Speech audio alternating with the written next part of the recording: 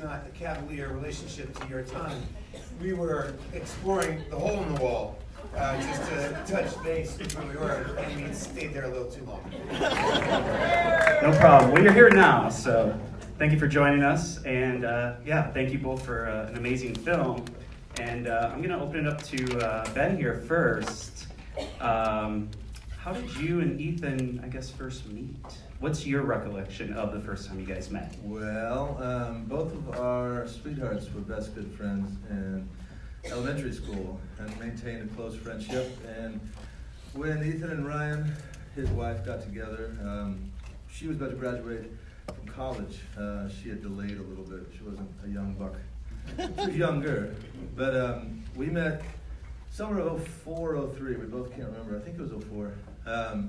But we are both Southern peoples, both men of divorced families. We bonded over music and food and our sweethearts. And we became fast friends. One of the things that we bonded over very quickly was Steve Martin. I'm pretty obsessed with Steve Martin. He was too. And there was an accident how that came into light.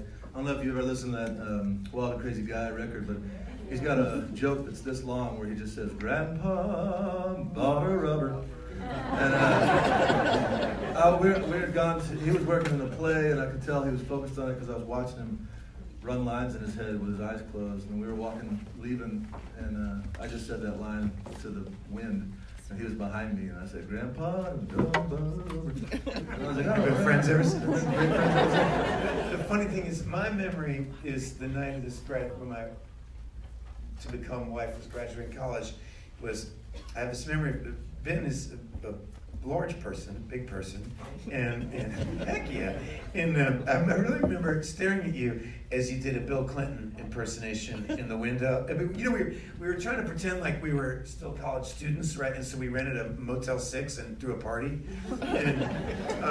And Ben was just in the doorway, because it was extremely hot, doing the best Bill Clinton I'd ever seen. And you have to do it. Well, Bill, what'd you think about the movie? You know, I've known Ethan for a long time. I saw him in Explorers and I saw him in Gattaca. I didn't know he did anything between them.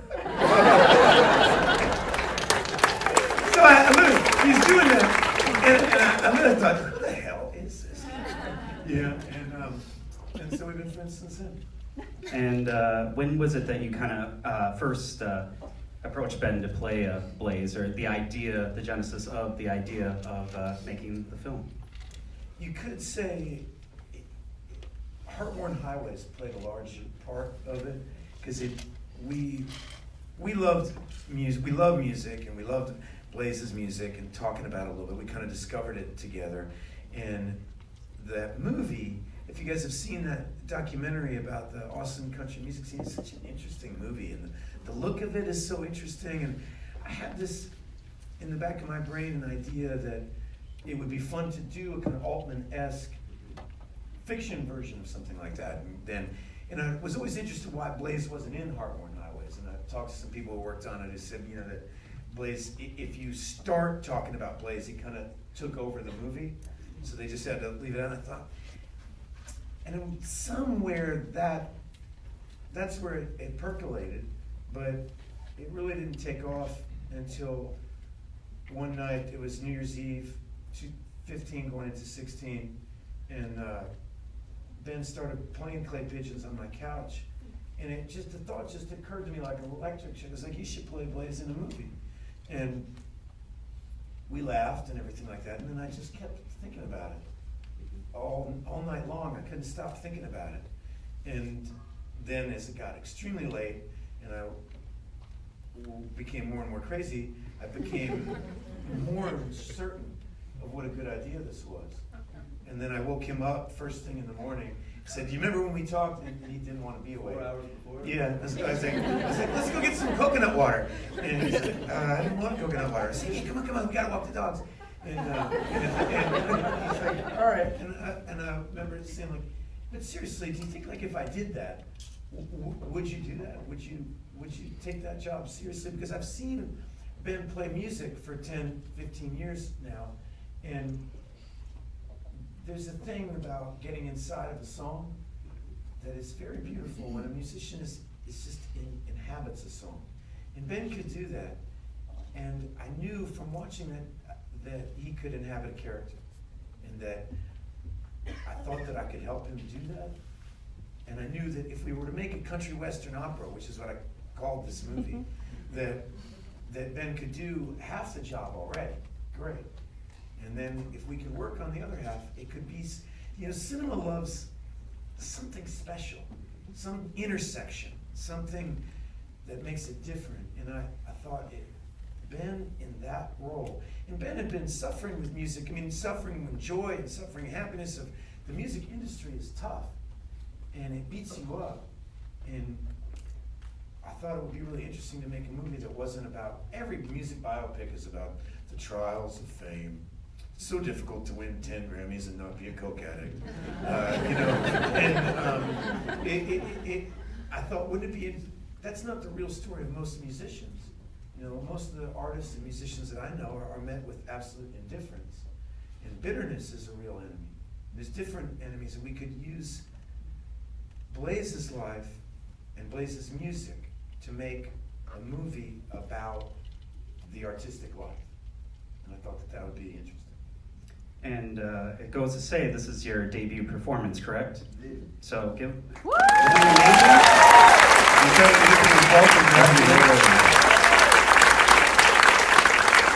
And how challenging was it for you to have this be your first role and then also learn the music, I guess? Well, it was a canyon of fear. I did have a life raft going into this thing. When he first started talking about it, he was really animated and really focused and had a lot of enthusiasm. And as we got into the part where it was like, listen, I just got the money to do this. If you say yes, we can't back out. Your belly drops out a little bit.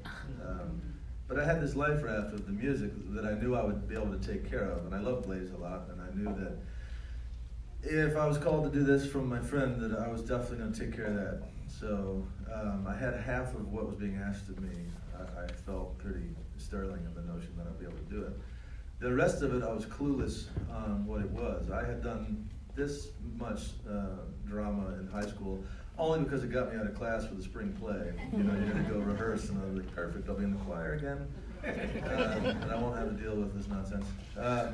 10 years ago, Ethan made a movie called The Hottest State, and Beth, my sweetheart, and I were in New York, and he said, hey, will you all do me a favor and be the kissing couple in this scene where my lead is going to watch this couple kissing, and he's going to wonder how do you do that? How do you fall in love?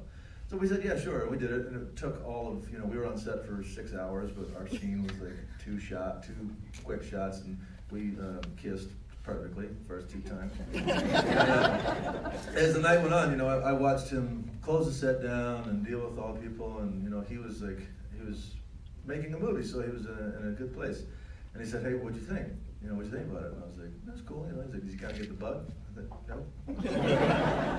no. No. So I told Alia Shawkat when we met. We met in September before starting to shoot in December. And we had a quiet moment alone. I said, I can't tell you how nervous I am. And she said, me too. She said, I'm always nervous. I was nervous to come meet y'all. I was nervous to talk to Ethan when he called. Every single thing I work on, I'm nervous. She said, the trick is, you gotta put it somewhere. So that night I wrote the song we kind of play with it throughout the movie. I wanted to write a song that wasn't Blaze's, that was inspired by Blaze. So I put it into that, and it was just a little gesture that she gave me, and it was a good way to kick off our friendship. And throughout the shoot, Charlie Sexton was extremely generous to me. Josh Hamilton was extremely generous to me, and Alia was extremely generous to me, and it was a big revelation to find out that acting felt a lot like making music, and I absolutely fell in love with it. And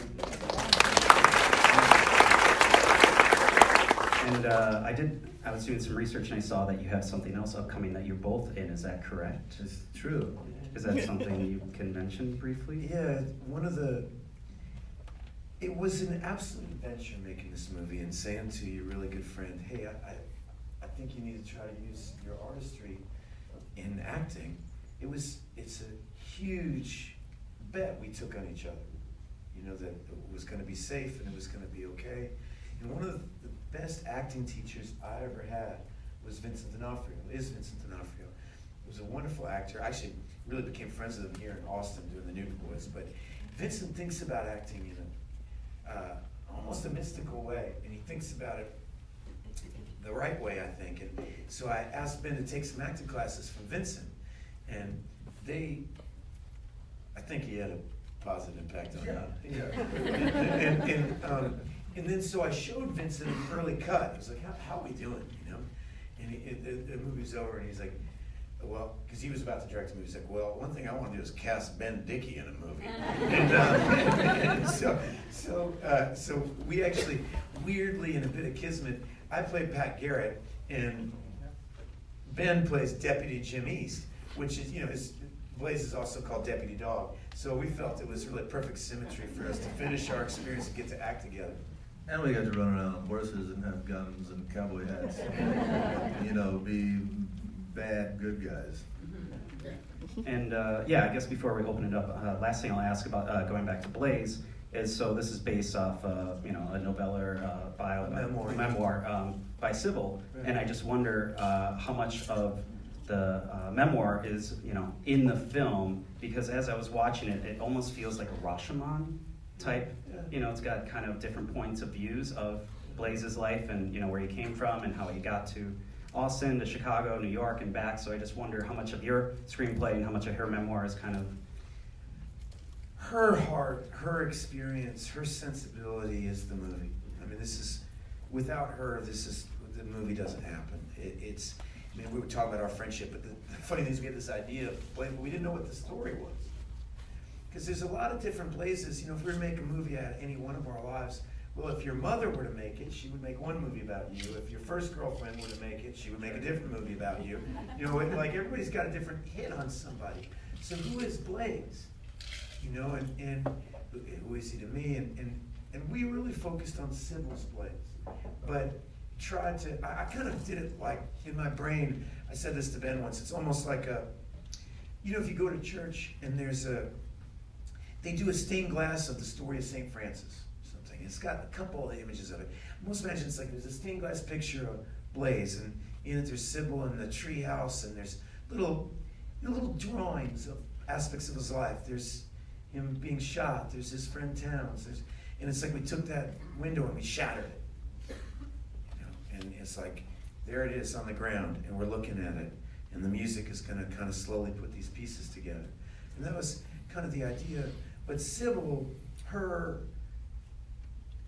sensibility, her Blaze, and I think Sybil Rosen and Alia Shawkat, Alia as an actor has such integrity and love in her. You trust her. You trust her moral compass. And so if she loves Blaze, then he must be worth loving. And he's a very difficult man, Blaze Foley, to lasso into one thing. And so in a lot of ways, I needed Alia and I needed Sybil to make sense out of him. And Ben, do you want to add anything onto that? Well, I fell head over heels in love with Sybil when we first started to visit with one another. One of the things that was unique about the movie is that the shoestring budget lent to people having more jobs than one. I was part of the location scout team, and me and Beth Blofson, who's my sweetheart in life, she's the art director of the movie, and Steve Cousins, who was the director of photography, and Ethan and I were down in Louisiana searching for where we were going to do all this stuff. And when it came time for me to start preparing with the script, I was alone because everybody else had jobs and I was engaged in getting this thing ready to shoot. So I was with the music and I was with the script, and Ethan suggested that I start to write Sybil because she was going to be coming to set, and we had about 8 weeks out. So I wrote her, and I was nervous to meet her. Sometimes you feel connected to somebody before you even look into their eyes, and this was certainly the case with this project because it was such a heavenly and spiritually dark and light experience. So through that time of me being by myself with the script and the songs, 2 or 3 times a day I would get these little presents, and they would be emails from Sybil, and I would send songs. I would send a song I was working on, and then from the song she would say, oh my, this is what was happening in our lives when Blaze wrote that song. And that started a very intimate ping pong of energy that by the time she came to set, we were in love with one another as people, and I felt safe in standing in Blaze's absence, and I didn't have any. I was real worried about. I don't want to do an impersonation of Blaze's voice, but I want to do his songs, pretty much what he did, what he intended them to do. And I was torn off in different directions, and he didn't have time to be visiting with me about. And I didn't want to burden him with any questions, but as it got closer and closer and closer, I hadn't made a decision on what I was gonna, how I was gonna move, how I was gonna talk, and I didn't want to think. I didn't want to think. And Sybil just gave me permission to come in the story, and she said, "Be yourself, just be yourself." So people have been meeting me after they, "That's really how you talk," and I was like, "Well, you know, I throttled it forward just a little bit, but this is the way I talk." So the book was moving, and Sybil's love and generosity, and she lives like a monk in this world. She lives in this house that Blaze and her husband, who now has passed, that was all part of her life in the treehouse world. This fellow called Glenn, who was a sweetheart of a human being in his own right.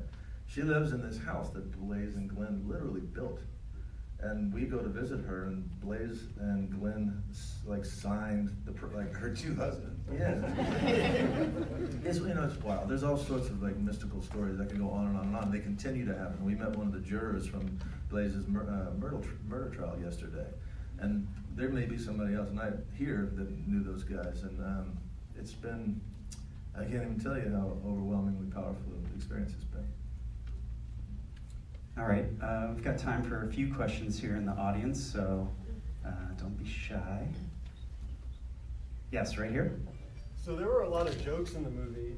I'm just curious as to where they came from. Like, did you guys write them, or did you find them? Well, he's asking about the jokes in the movie, and it's an interesting thing that happened to me pretty early on, which is that I think part of the idea that gave me permission to say Ben should do this is if you listen to a lot of Towns' live recordings, he's got an amazing sense of humor, and he's a real raconteur, you know, a balladeer, an old-fashioned, gonna tell you a song and tell you a joke. And the stories I would hear about Blaze when he was playing here, you know, is that he would do an hour set and play 5 songs, but he was debatably the best stand-up comic in Austin, you know? And it made me think about this old-fashioned, the history, you know, seeing Blaze like Falstaff. You know, is how I started seeing him as this kind of figure, a Falstaffian figure. And hanging out with Ben over the last few years, he's one of the best joke tellers I've ever heard. And mysteriously, so is Charlie Sexton. And when we were hanging out doing the pre-record, there's a few little things we had to record for. Like Blaze had one single we were going to play, the "Let Me Ride in Your Big Cadillac," and I wanted to have that be able to play in the jukebox. All the music in the movie's live, except a few things. But so to record that, and these two guys sat around all day. I mean, they just pissed away half the day telling each other jokes. And I was just thinking, damn, this has to be in the movie. This is a part of who these guys are. It's a way of being. It's what I'm talking about. Every joke that Blaze tells in that movie, I grew up with. And I've heard told many different ways. And I've twisted them to my liking. And the same thing with the things that Charlie tells, you know. And one of those jokes about the very first one is a joke we've all heard. Towns tells about the guy on the side of the road with his pants down. Said, "Hey man, you need to pull up your pants," you know. He's like, "Oh man, they got my girl too," you know. That's a great joke. What I love about that joke too, I love all these kind of fascinating things when there's like there's something profound about it to me, about jokes and the way they move us in the art of telling a joke. And he tells it and you think it's over. No, that's not the punchline. Or you think it's not even a joke. I mean, one of my favorites is Charlie talking about the, you know, guy reaches into his vest and you think, is that a gun? I hope it's a gun, but it's always a harmonica. You know what I mean? It's like, and you know, I mean, I have to give, he's not here today because he's on tour with Dylan, poor thing. But I have to give a thank you to Charlie Sexton, you know.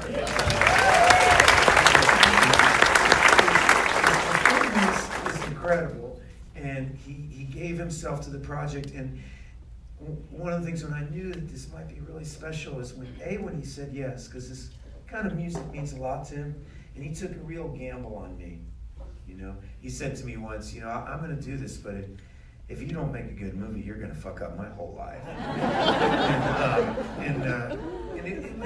And so my answer to that is, well, I'm not gonna make it. We're gonna make it. So talk to me, you know, talk to me. And Ben went over and, you know, Dylan was playing somewhere in Baton Rouge, was it? And Ben lives near Shreveport, and he drove and he went to see him, and they met backstage, and Charlie called me up afterwards, and he said, this is a really good idea. Yeah. You know, this guy can play Blaze. This is gonna be great. And he's kind of got all in, and he helped us with the recording, and he helped me think about it the right way, you know? And in the same way that I was telling Ben that the acting will go fine, as long as if you're thinking about it the right way, if you're thinking about line readings and what your hands are, and it's over, you know. And if you're thinking about how you're going to overdub and make everything cute in the music, it's over. You guys helped me, and together we made the movie. Yes, right here in the end. This film really captures a very specific moment in time in Austin's cultural and musical history. Could you talk a little bit about the research process and how you approach personifying that world? You guys heard the question? Yeah, great. Well, you know, everybody here, music means so much. I'm sure if you guys made the movie, you'd make things different about it. Music means so much to us. You know, but for me, I drove from Fort Worth to Austin with my father, who was going through a divorce, in a '67 Plymouth Barracuda to Willie Nelson's 4th of July picnic, right? And I would look at the monitor and I'd say, does it feel like that?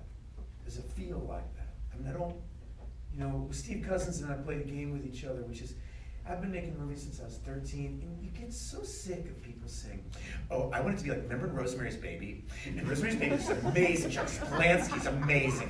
And I like Polanski. You like Polanski? Oh, I like Polanski. Yeah, not just because Kubrick, but it's because, you know, and everybody's got their little book of like, it looks like this famous movie or this famous movie. And Steve said, let's not just talk about any other movies. Let's talk about music, and let's talk about people, and let's talk about our friends. And so you just try to look at it and go, hey, you know what, there should be a dog. Why is there no dogs? There needs to be a dog. And, you know, or, you know, it should be dirtier than this. Or, you know, you try your best. Just have it smell right. You know, and that's what I did. I've been researching this my whole life for fun. You know, I mean, that's one of the greatest things. I don't know, but I mean, I wouldn't have the Austin Outlaw. None of us, when there was no internet, this stuff was impossible to find. I mean, if you could find a 45 from Zephyr Records, Blaze Foley's If I Could Only Fly, you were a genius. I mean, you were a scavenger. I mean, it was hard to find. And then you can press your fingers and it's there. And so I'm grateful to that. You know, Gerf Morlix carried the torch of this music, as did a lot of people championing it so that it was even available to me. But so I researched it from love. You know, it was a joy to research. Yes, right here. Hey guys, fabulous movie. It's a two-parter.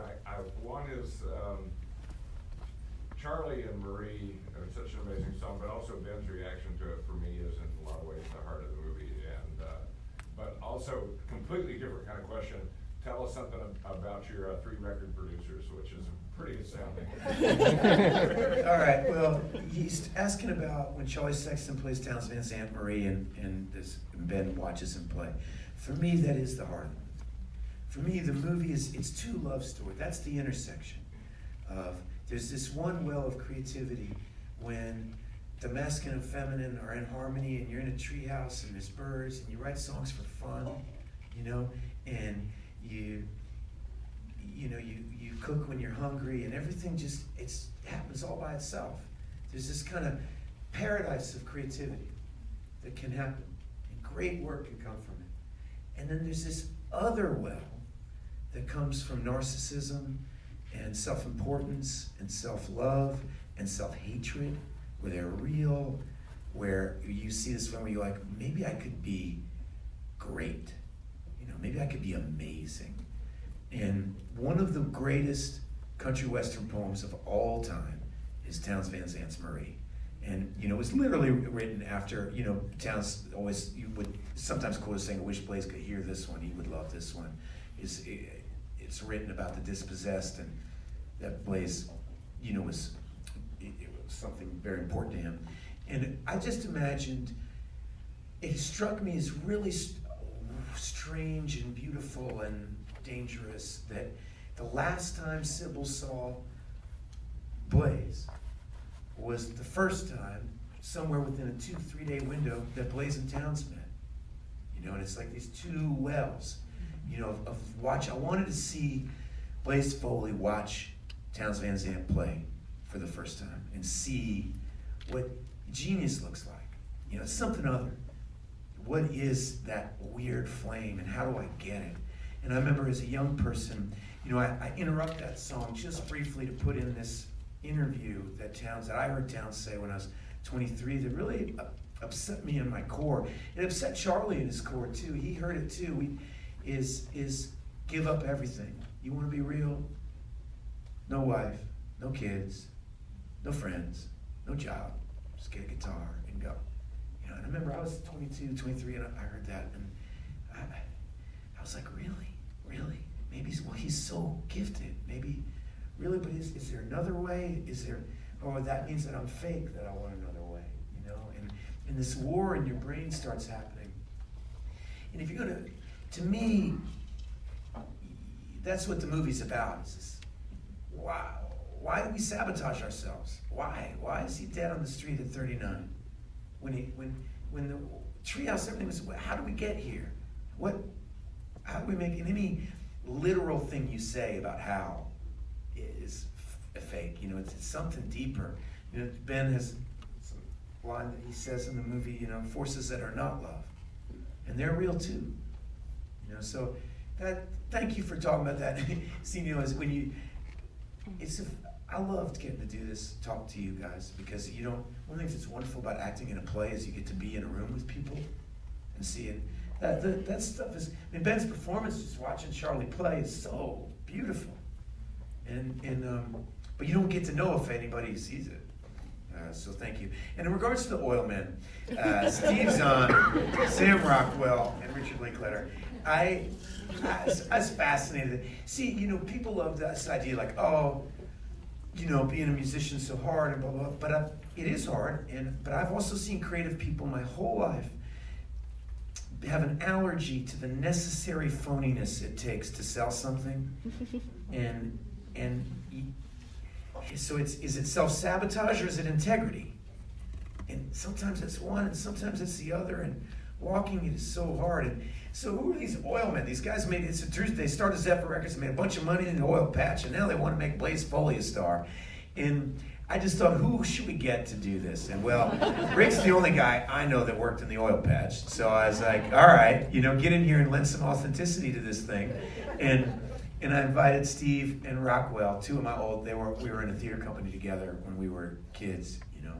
And they were the men with hats to me, and I kind of had, the camera saw them the way that Blaze saw them, which is to slightly mock them, and love them and hate them. Right. Let's see. Any more questions?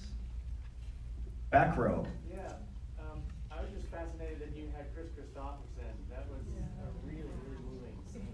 You want to talk about that, man? Well, yeah, to tell you that was one of the most magical moments of my life, meeting and visiting with Chris, and then getting to have him play my dad. It was gigantic. You know, when we were talking about getting him, Ethan worked with him on his first movie, and you know, we're both absolutely wild about him, and we just think his music is wonderful. We think what he stands for is wonderful, and what a magical, you know, kind of a bookend for Chris, who was a musician, and you know, Dennis Hopper was like, you should act, you know, and he did, and Chris, as a musician, somehow figured it out the way I kind of figured it out. It wasn't clear whether or not he was coming days before. You know, he lives in Hawaii, and we got a soft confirmation, but we didn't know whether he was coming. And I was sure hoping that he was. And then we came to set one morning, and there he was. The scene with Chris, it was heavy, you know, because he's supposed to be my dad, who I wasn't fond of, and who had been sort of a monster.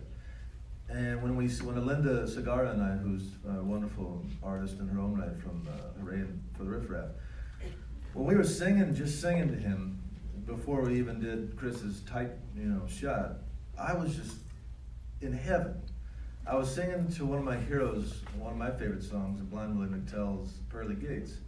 And I was working so hard not to just weep through the scene, and it was a challenge. And, Chris, we wrapped that scene, his close-up, and long story short, he didn't feel like he had connected the way he was hoping to. And we had moved on, and then Ethan heard his request, and we moved back. And the performance he gave, Alinda and I were literally like burrowing each other's elbows into each other to make sure that we could deliver the song to him so he could do what he was wanting to do, which is to be present and say goodbye to his kids. And he started crying, real tears. And as soon as Ethan said cut, Alinda and I just ran to him like he was our father. And we buried our faces in his, and just cried and cried and cried. And he told us he loved us. And he said, thank you. And he said, I believe in both of you. You're both beautiful. And we were just, Alinda and I just kept looking at each other, furiously crying. And the set, everyone on set was crying. And Ethan was crying. And I love Ethan so much for his artistry and the work he chooses to do and his integrity. But something that was extremely touching was that he stopped everything. Now we're kind of behind, right, in time for the day. He stopped everything to thank Chris and to remind everybody what we were doing and what an enormous gift Chris had given us. And that brought more tears from everybody. And I just wanted to cuddle Chris. I was just holding on to him. I didn't want to let him go. And then we had to move on to this next scene that was kind of lighthearted and funny. And I thought, well, how in the world do we do that? But it was incredible. Say now you're a professional actor. Let's go. All right, we got time for one more question. Right here in the center. First of all, I'd like to just say thank y'all so much for that movie. There was a real sense of fluidity between all of y'all, Charlie and y'all. Can you just speak a little bit more about how it just seems so natural for y'all? And you talk about your professionalism, but yet y'all came across as just very real and true to the people that you were portraying. Thank you for saying so. Yeah, thank you very much. It means a lot. That's what we're really trying to do. I remember when I listened to, I was like 12 years old, and somebody gave my stepfather Nashville Skyline for Christmas, right? And we listened to it, and that album opens up with Johnny Cash and Bob Dylan doing a duet, and they get the words wrong, and they're singing over each other, and they make like 4 mistakes. As I said to my stepfather, who really taught me a lot, and I said, well, they didn't get that right, like that was really weird. And my stepfather said, yeah, and I said, that sounds like us singing, And he went, yeah, exactly. Let's listen to that again. And I was like, that's roots music. That's the blues. That's what we're here to do, is be here and visit with each other. And we did hire, Ben's partner Beth was our art director. My wife was a producer. One of the things that was really, it's a weird thing that happens that it's hard to make sense out of, because we all want to pay our bills. But when you're not working for money, you actually know why everyone's in the room. And everyone in this movie, like, all right, well, we can't afford a carpenter. All right. Well, Bobby down in Baton Rouge, he lives in Zachary, and he's good with a hammer and he loves Blaze Foley's music a lot. Why don't you talk to him about it? Next thing I know, much of this. So much. Next, I find myself like at a Wendy's going, "Hey, Bob, yeah, I hear you're really good with carpentry. Have you seen Duct Tape Messiah? I did. I really like. Well, what do you think, man? What do you think about coming help build a treehouse? Well, it sounds like, can my wife do she's good with windows. Yeah, bring her in. So this thing, I can't tell you, there were several nights when I'd lay in bed with my wife and I'd just like, is there any way we can just undo all this because I'm in so much trouble. You know, meaning it's like the Chris thing, for example. Well, I wrote his wife, like, you think you could do this? She kept saying, yeah, that sounds like fun. I'm like, well, is the 13th good? Could be good. Okay. Well, when do you think you know if the 13th is good? 4 days later, another email. Well, when do you guys need it? Whenever you want. Well, why don't you let us know a good day? And the calendar's coming. The 14th would be dynamite. In fact, why don't I say this? Why don't I say that would be the best day? 2 days later. Could you do the 16th? Yes. But when you're not paying people, what do you expect? We got the stars were in line. I asked Charlie to do this. We all got all excited. But Charlie's the busiest man in rock and roll. But the movie fell right in his hiatus. The day he flew back from tour, he landed in Austin and went to his house, filled his house with guitars, went to Gibson's showroom because Gibson let us use some guitars, and then he drove to Baton Rouge. He hadn't taken a breath. And then he was there and working, and he worked the session that Ethan was talking about. And leading up to the thing, Charlie called me all the time. All these people participated fully. So it was made with duct tape and love, as a point to your question. That's what I have to give thanks to Blaze Foley for that, because he brought Sybil into our life. Do you know Sybil Rosen? Her artistry made us have something to say. Blaze's music gave us the fence post to do it, and their beings brought all these other people, their artistry, their integrity, invited others into our camp, and everybody took care of each other. Down to the end wire with like the Towns Van Zandt estate. It was, Poncho and Lefty, that's worth a fortune, and as long as I put an apology, making it clear to y'all at the end, this is what I offered him a bunch of money. He said, you can give me less money, but just tell everybody that some of that stuff's not true. Right, and I mean, you kind of wrapped it up there where it is a collaborative effort, and you worked with so many people on this film, and you reached out to so many people that lent a hand, and you got a great performance from Ben, his first time on screen. You, as writer-director, did a fabulous job capturing the milieu of the era, the period, as someone commented, the Austin music scene. But I gotta bring this up too. Dude, your role in First Reform this year is amazing. If anyone saw First Reform, I've had a lot of great teachers. One of the things that felt good about directing Ben was I've had a lot of people be good to me. A lot of people have taught me things. Paul Schrader's, in his 70s, and he's a master craftsman. And it's a pleasure to get to make movies and share them with you people. I've had so many wonderful nights watching movies right here, so it's great to get to talk to you. and you guys are doing a whirlwind this whole weekend. You're doing more Q&A. So I will say that yeah. We're here in Texas for a reason, because you said the Austin music scene. It is important to me. It's very important to me, and it was important to Ben. It's important to us to come down not to this city and what it's how much we owe to it, and open the movie in Texas and start there. And so we don't have an advertising budget. It is a Marvel universe we live in. And if you like it, tell people about it. It'd be very meaningful to us, and if you think it's worth their time, please tell them. All right, one more applause for Ben Dickey.